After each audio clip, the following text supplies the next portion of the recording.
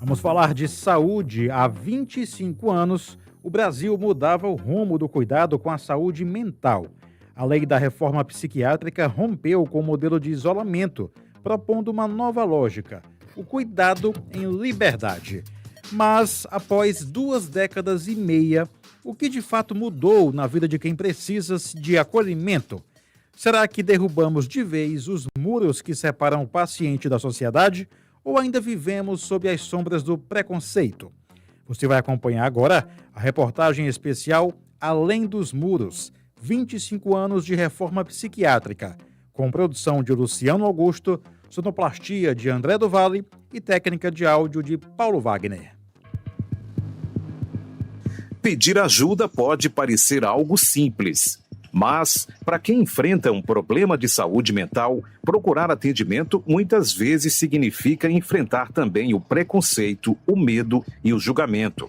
Foi o que aconteceu com a estudante Eveltana Freitas.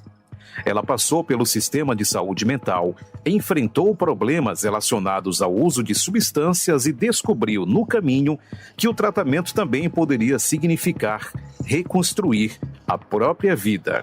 Depois da pandemia, eu fiquei muito afetada, mais sensível ainda do que antes. Então, eu tive problemas, já tinha tido problemas com substâncias, e eu acho muito importante falar, porque tem a questão também do preconceito. Porque, imagina, com homens é preconceito, rola preconceito. Agora, vocês imaginam com uma mulher de meia idade, né? Como é difícil, e também como é difícil ir também buscar ajuda, principalmente no CAPS AD.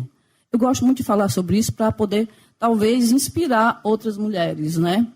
E fortalecer mesmo, e fazer com que elas saibam que pedir ajuda não é fraqueza, é fortaleza, sabe? É quando você pede ajuda também é fortaleza. A experiência de Eveltana ajuda a entender uma transformação que começou há décadas e mudou a forma como o Brasil pensa o tratamento em saúde mental. Uma mudança que ainda está em construção e que, 25 anos depois da criação da Lei da Reforma Psiquiátrica, continua provocando debate sobre tratamento, autonomia, direitos, inclusão e o papel da própria psiquiatria.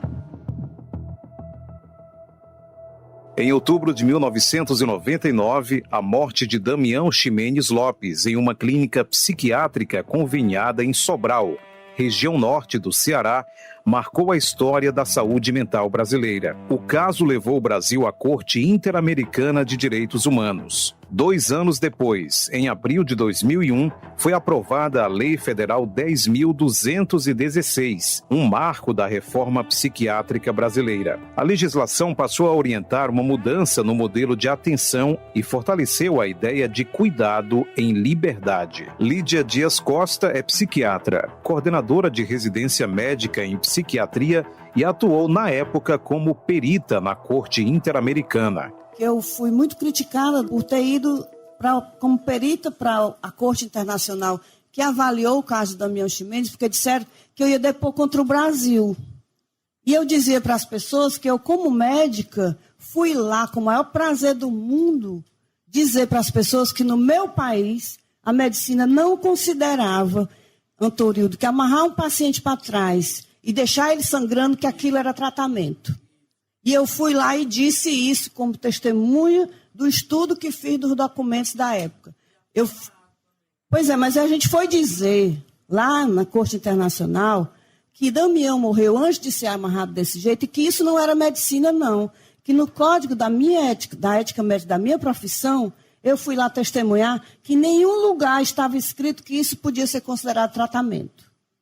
E isso foi considerado, evidentemente, pelas mentes manicomiais como uma coisa errada que eu fiz. Quero dizer que foi a melhor coisa que eu fiz na vida.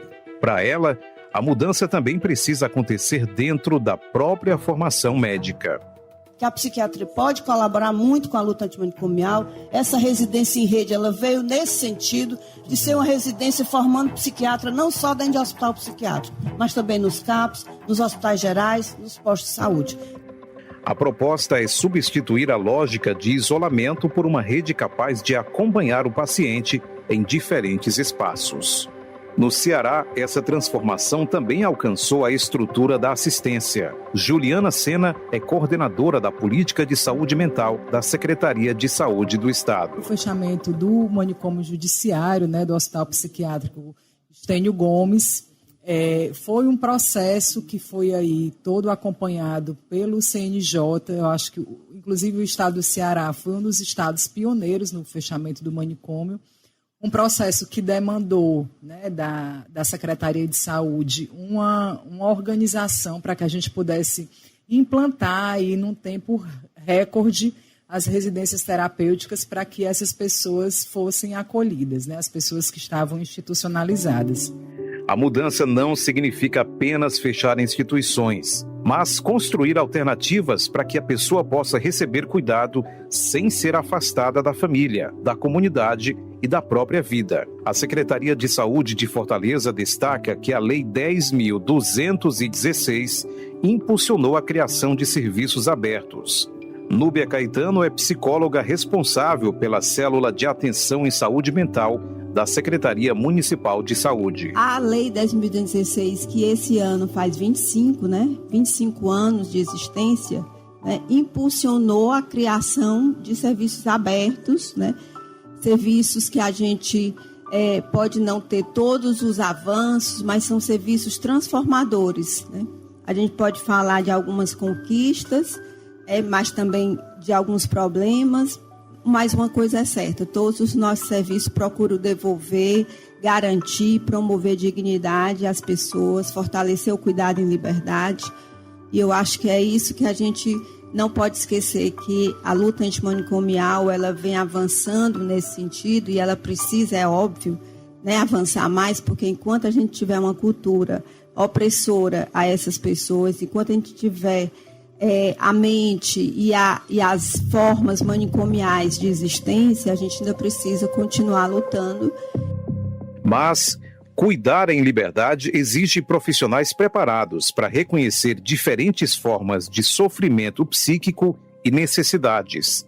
A formação permanente é apontada como uma das estratégias para isso.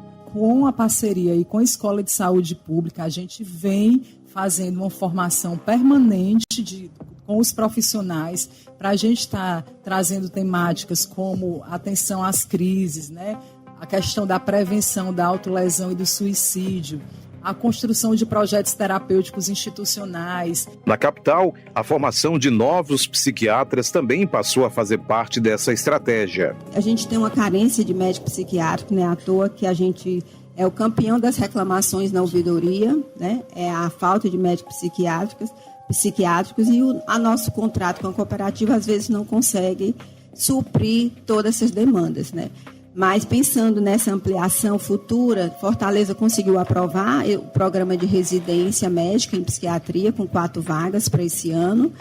Com 3 anos vamos ter 12 psiquiatras formados, na rede de saúde, circulam na atenção primária, nos hospitais, em toda a rede de saúde, que vai fazer com que essa residência ela também ajude muito a fazer as articulações necessárias, dos nossos pontos de atenção. Mesmo com mudanças na legislação e na estrutura de serviços, existe uma barreira que não desaparece com uma lei: o estigma. Para quem enfrenta problemas de saúde mental, o preconceito pode dificultar tanto o tratamento quanto a reconstrução da vida. O psiquiatra Antônio Geraldo da Silva é presidente da Associação Brasileira de Psiquiatria. Estigma em relação às pessoas que buscam ajuda por problema de saúde mental e abuso de substâncias, o estigma é muito grande, muito grande. As pessoas não querem ter, por exemplo, unidade de psiquiatria em hospital geral, não querem ter a equipe de saúde mental dentro do sistema de saúde mental como todos. Então criaram, por exemplo, tem que ter CAPS, que é separado de UPA, que é separado de saúde da família, que é separado dos hospitais, e não tinha que ter nada disso. Não tem por que me excluir da equipe de saúde, muito pelo contrário, eu tenho que estar dentro da equipe de saúde. Então o estigma é muito grande. Eveltana encontrou na arte e na comunicação uma maneira de transformar a própria experiência. Entre as iniciativas, o podcast Loucure-se, produzido com a participação de usuários da rede. que foi um movimento que veio dos usuários a partir de um desejo de fazer algo além. E como também, a partir desse movimento do podcast, se formou o coletivo Loucure-se, e daí veio a arte. Que lindo como é a arte que transforma, né? Como potencializa. Aí, nessa arte, nessa difusão da arte lá em Sobral, mais potencializando, e como tem profissionais realmente capacitados e com desejo, porque profissional falta. E os poucos que têm desejo de fazer a diferença, né? Mas o desejo é que tenham mais profissionais, mais insumos, mais investimentos, né? E, enfim, para que todos os usuários tenham uma continuidade no tratamento. Conhecemos também a história do seu Crispim Alves, representante do Fórum Cearense da luta antimanicomial. Para ele, a arte pode ocupar um espaço importante na vida de quem enfrenta sofrimento psíquico. Muitos usuários deixaram de dar lucro à indústria farmacêutica, passando a usar a arte como psicotrópico, uma vez que ela não causa nenhum efeito colateral e não tem nenhuma contraindicação. Eu sou uma prova viva disso, porque hoje está com 2 anos e 5 meses que eu não tomo um psicotrópico, a não ser a arte. A declaração representa uma experiência individual e mostra também como alguns usuários encontram em atividades culturais uma forma de reconstruir vínculos e identidade. É o que aconteceu com Francisco Gomes Cocama, artista indígena e conselheiro nacional de saúde. Ele encontrou na expressão artística uma maneira de se reconectar com suas origens. Queria aqui frisar a questão dos grandes profissionais que conseguiram até hoje assim, me libertar para o cuidado em arte, assim, cuidado em liberdade. Onde eu consegui me reconhecer na minha etnia, através da arte. Também componho um grupo de teatro, o Sarau dos Pombos agora, né? E também sou musicista, tenho uma banda e tudo. Mas a inclusão não termina dentro de um CAPS. Para quem vive nas ruas, o acesso ao cuidado precisa estar associado também à possibilidade de reconstruir a própria vida. Jaqueline Lima é psicóloga de formação, integrante do Sarau dos Pombos, um coletivo voltado para pessoas em situação de rua. É um público também que tem uma demanda muito específica, tem um perfil muito diferente das pessoas que, mesmo com os vínculos fragilizados, possuem uma residência, ainda tem vínculos familiares, e as pessoas em população de rua, elas têm um vínculo geralmente rompido ou fragilizado, né? O relato da Jaqueline Lima revela que, para quem vive nas ruas, o acesso ao cuidado precisa estar associado também à possibilidade de reconstruir a vida. E aí a gente não pode pensar, a partir assim da minha perspectiva, a gente não pode pensar na arte só dentro do CAPS, né? Na arte terapia dentro do CAPS, mas numa política pública pensada a partir das secretarias de município, de estado, que a gente possa garantir a inserção dessas pessoas, né? Porque essas pessoas não podem só participar, elas precisam ter uma renda. Como é que elas vão conseguir superar a situação de rua, ter uma garantia de uma dignidade, de alimentação, de conseguir tomar banho, conseguir lavar roupa, se elas não conseguem, né, ter recurso para chegar e para comer e para poder voltar? O debate revela que a reforma psiquiátrica não terminou com a aprovação de uma lei. Ela continua sendo construída e também questionada dentro dos serviços, nas universidades, nos conselhos, nas famílias e na vida de quem precisa de atendimento. A falta de medicamentos psicotrópicos na farmácia popular, por exemplo, continua sendo um problema no país. Nós não temos sequer um psicotrópico na farmácia popular. Você tem na lista ali antiga, mas na verdade você não acessa, você não encontra em nenhuma farmácia popular. Isso é um estigma estrutural. É o Estado não te dando acesso a tratamento. Nós precisamos continuar cobrando do Estado, acabar com esse estigma, porque a pessoa tem que ter acesso ao tratamento. Como que um menino precisa tomar um medicamento e não foi para a escola, vai passar mal, vai ter crise de abstinência porque parou o tratamento, porque parou a medicação, e aí vira aquela porta giratória, né? Vai para o pronto-socorro, aí sai do pronto-socorro, não tem como marcar um ambulatório para poder fazer segmento. Está errado. Para os profissionais, o desafio é garantir tratamento qualificado. humanizado e próximo da vida cotidiana. Para os usuários, significa ter direito não apenas ao atendimento, mas à possibilidade de reconstruir vínculos, autonomia e participação social.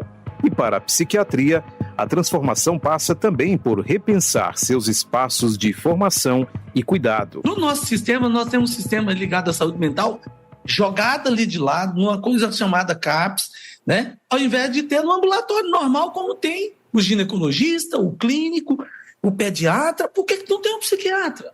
Por que não tem equipe de saúde mental? Que o preconceito estrutural existente faça com que isso não exista. 25 anos depois da reforma psiquiátrica, avanços foram registrados, mas os desafios mostram que a mudança de modelo permanece em construção. A psicóloga Nívia Mara é presidente do Conselho Regional de Psicologia do Ceará e resume a dimensão desse debate. Não existe cuidado integral sem condições dignas de trabalho, gente. Não existe luta antimanicomial sem defesa radical do SUS, dos direitos humanos e da dignidade da pessoa. Também precisamos afirmar com clareza a necessidade de ampliação dos investimentos e do financiamento público da rede de atenção psicossocial, na saúde pública e nas políticas de saúde do trabalhador e da trabalhadora.